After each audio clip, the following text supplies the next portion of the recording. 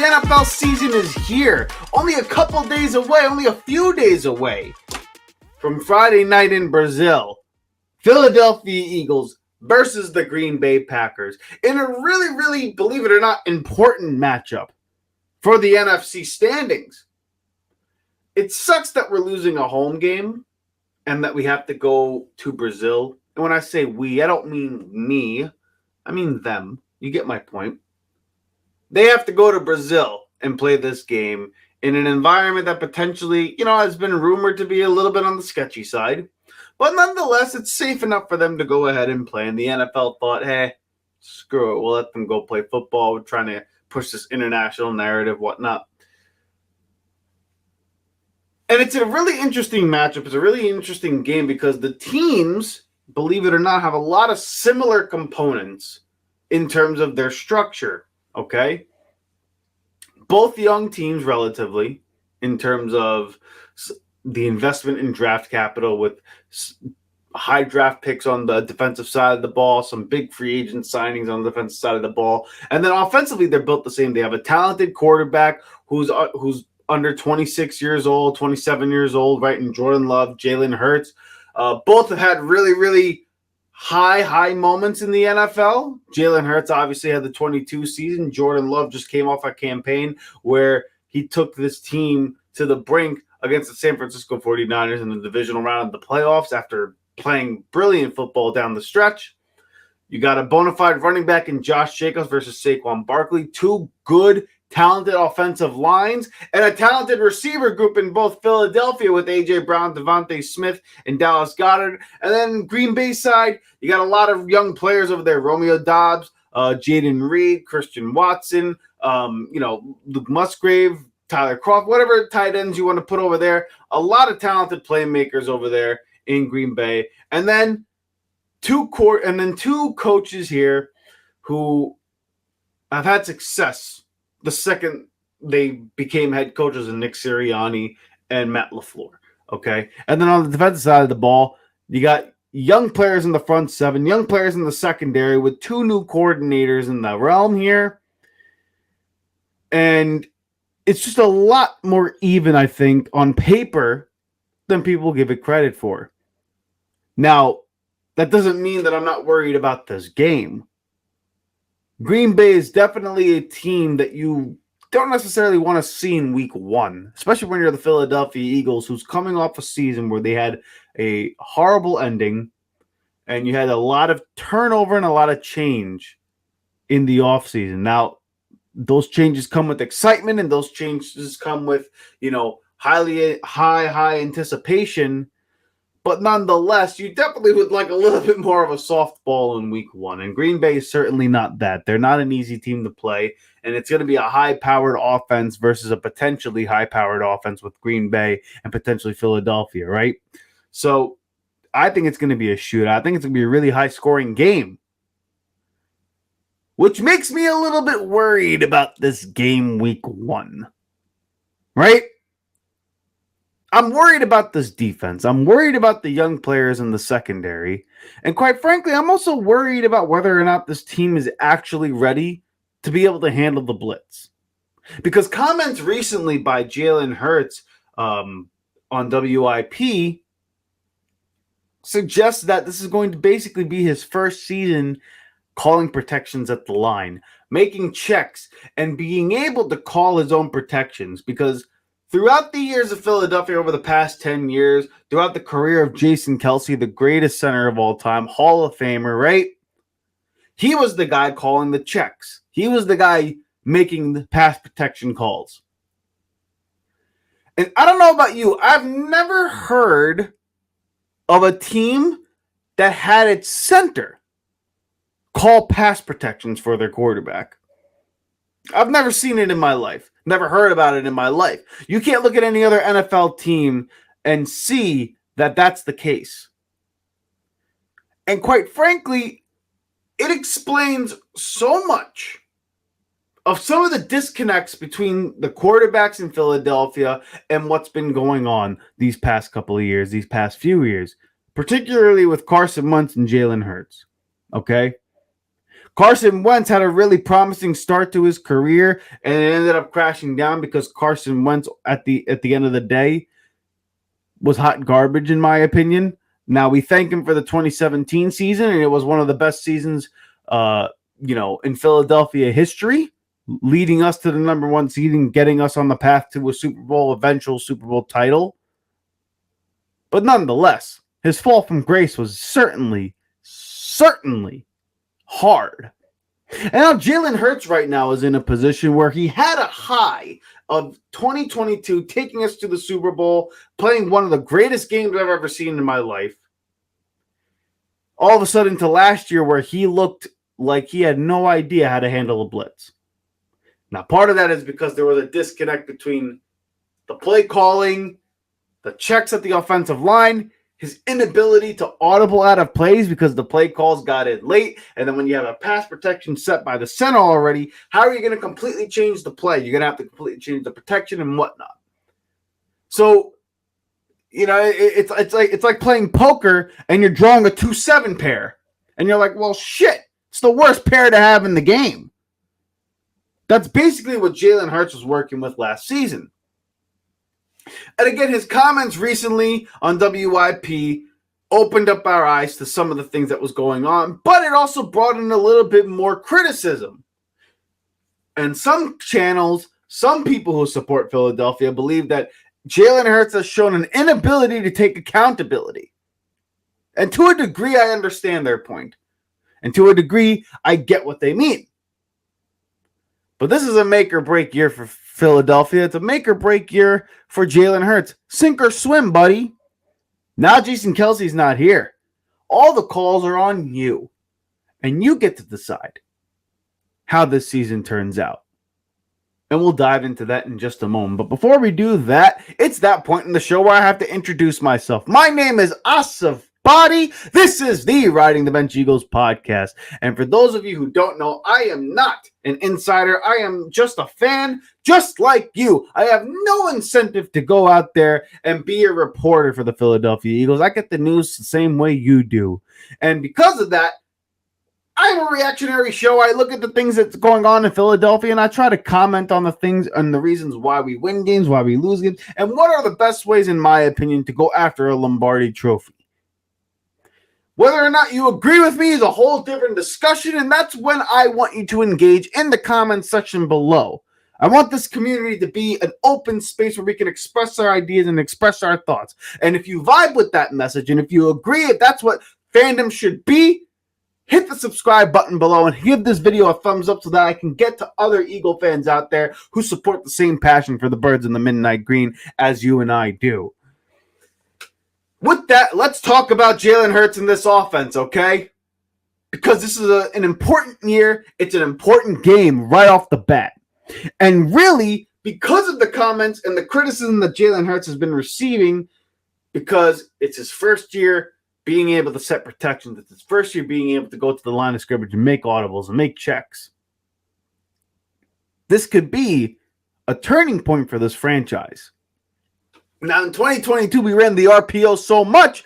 That system, for those of you who actually play football or, maybe who haven't played football, I've played football at a modicum of at a very, very low level. I play in a flag league. I started at left bench in high school. I have no high football credibility, okay? High level of football, I should say.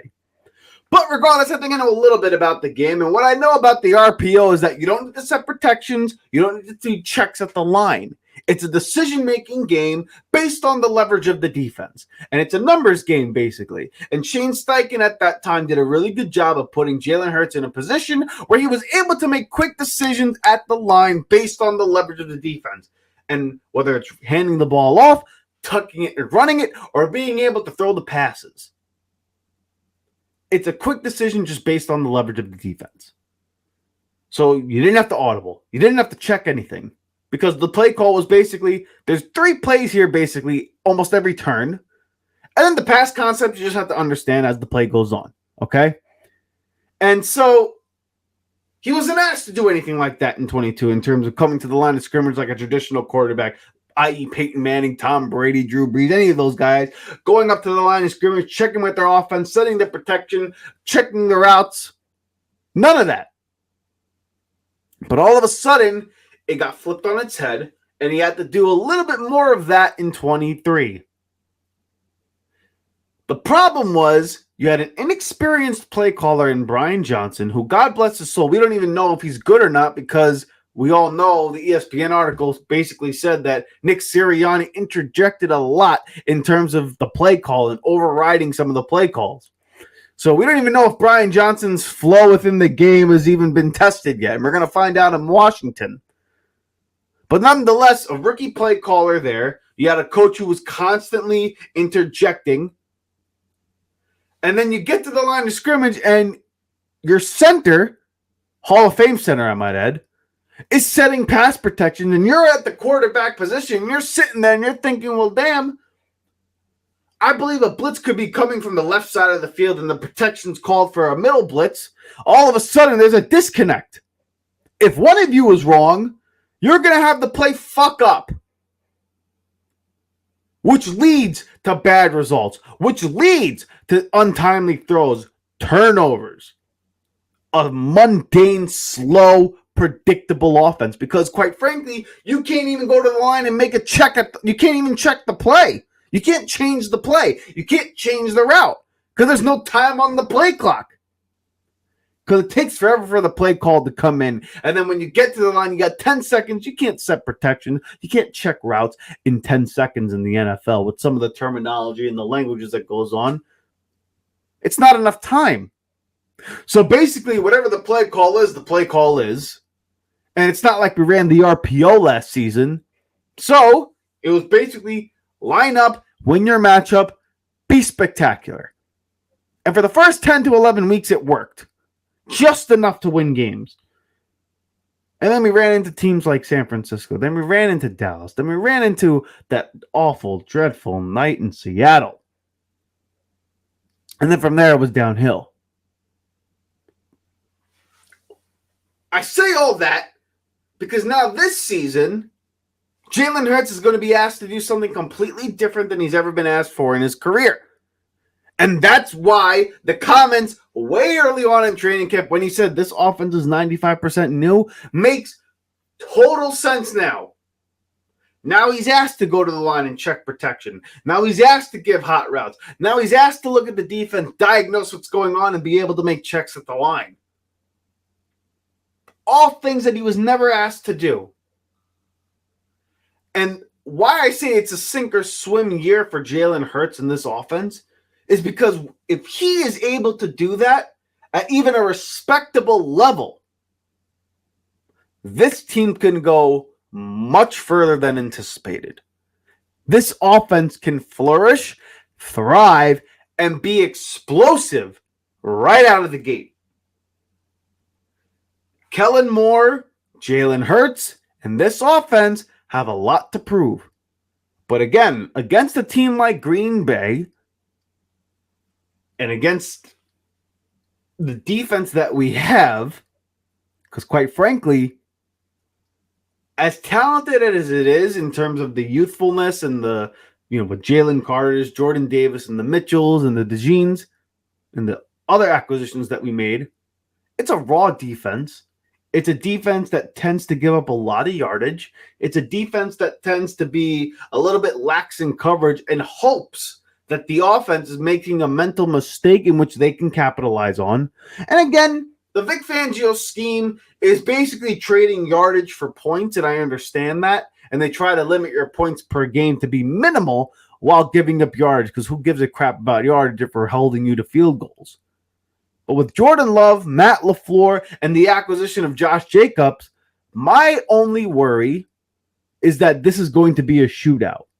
And I don't know if this offense is ready to hit the ground running. I don't know if this defense is ready to try to hold a team under 30. And with Jordan Love, if he gets hot, he can get nuclear, man. Same with Matt LaFleur and his play calling. We already saw that last season in the playoffs against the Dallas Cowboys. When Matt LaFleur's feeling it at play calling, he could dice you up. You saw guys being butt-ass naked open by 20 yards in that game. You saw the way he called the game in San Francisco. It's a talented unit, a team that's coming in with expectations. Now, that could be a good thing or a bad thing for us in Philadelphia against the Green Bay Packers. But you know what? People believe Jordan Love's already better than Jalen Hurts. I just happen to believe that he's with a better coach and a play caller than Jalen Hurts. But we'll see what Kellen Moore can do. But one thing's for damn sure. This game, if it becomes a shootout, I'm very, very worried. Kellen Moore is going to have to make a choice and really make a decision quickly to commit to running the ball. If we don't run the ball in this game, Philadelphia is going to be in trouble. If we get too pass happy, Philadelphia is going to be in trouble out of the gate. Because the last thing you want to do is get into a throwing contest with the Green Bay Packers against our Philadelphia Eagles defense. I'm not worried about the talent on the offensive side of the ball in Philadelphia. If we commit to running the ball and lean in on our strengths, we could win this game 28-20, 28-17, 24-17. Keep it relatively low scoring is the key in this game. Time of possession is going to be valuable. I don't anticipate the high level of turnovers that we got last season with Jalen Hurts. But Jalen Hurts is going to have to be ready to handle the blitz. He's going to have to be ready to recognize coverages. He's going to have to be ready to be able to pick up checks at the line. Because the Green Bay Packers, with their new defensive coordinator, is going to go after him. And everybody's going to go after Philadelphia with the blitzes until they can prove that they have an answer for it. Now, Kellen Moore's system and Kellen Moore's offensive scheme when he was in Dallas was one of the better teams against the blitz. But that's also with a quarterback like Dak Prescott, who, say what you want about Dak Prescott, is a good quarterback. And throughout his career, he was asked to make checks at the line. He was asked to do protections at the line. He was asked to give hot routes, to change the routes at the line of scrimmage. This is the first year Jalen Hurts is ever going to be able to do that. He hasn't been asked to do it in his career. And all of a sudden, we think he's going to go and hit the ground running. And I think that's foolish to believe. So I'm not going to lie. I don't feel great about this Green Bay Packers game. If somehow we win by hook or crook, I'll be happy. Because the talent on the offensive side of the ball and on our team is immense. And maybe, just maybe, it's good enough to get by week one. And it's maybe just enough of a rep for Jalen Hurts to be able to pick up steam as we have an early bye week. But regardless of what you think, whether it's going to be a high-powered offense or not, Jalen Hurts, with his comments, has now put a bullseye on this season. He's put a bullseye on his back. Because now he has to deliver. And for those of you who believe that Jalen Hurts hasn't been accountable, from last season, based on the way he's been answering questions, the way he's thrown Sirianni underneath the bus, the way he hasn't even taken accountability for what happened in Seattle last season, because that was an utter debacle. The way that game ended and the way that season ended. We haven't heard Jalen Hurts take accountability for that. And that's where a lot of the criticism lies with Jalen Hurts, where he kind of skeeves away from taking blame and all that stuff. Overall, my point is this. If that's what you truly believe, whether you believe it or not, this season is going to be a year where now he has no excuse. Jason Kelce's not here. Fletcher Cox is not here. The two stalwart leaders of this football team are not in the building anymore. And now he has full control of the reins. He's the second highest paid employee in the building. Makes more than Howie. Certainly makes more than Nick. And he doesn't respect Nick. So it's literally Jeffrey Lurie and Jalen Hurts. So he's the head honcho. He cannot play like dog shit the way he did last season. Because if he does, it's going to look like Carson Wentz all over again. And I don't know about you. I cannot handle another year or another stint where it's going to end like the Carson Wentz era. So, Jalen Hurts. I know you're not going to hear this because you're a big-time superstar, ultra-mega quarterback. But for all the fans out there, understand, this year could sway the reputation of Jalen Hurts in a positive or a negative way. If he does not perform, if he is not able to read defenses and pick up blitzes and lead this team to the playoffs and potentially a playoff win, we are going to have a huge, huge problem. And then at that point, the accountability falls at Jalen Hurts' feet. But the good thing about this is we get to find out soon enough. Because on Friday night, it's time to play ball. Hey! Thank you so much for watching the Riding the Bench Eagles podcast. If you want to continue to support the channel, please hit the like and subscribe button down below. Also, check us out on Instagram and TikTok at Riding the Bench Eagles Pod. We're also on Apple Podcasts, Spotify, iHeartRadio, you name it, we're on there. Thank you so much for listening, and please join us next time here at the Riding the Bench Eagles podcast.